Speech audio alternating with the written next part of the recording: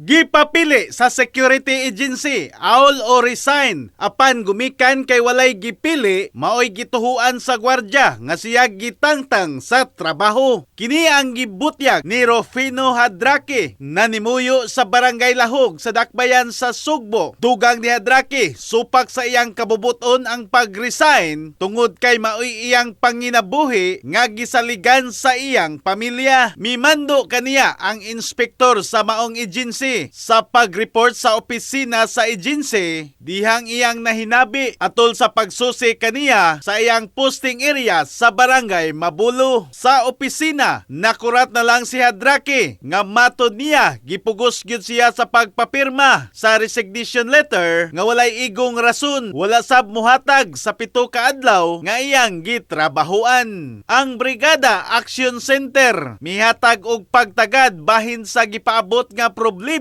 ni Hadraque. In the heart of changing lives, ako si Brigada Alan Tangkawan sa 90.7 Brigada News FM Cebu, the Music and News Authority.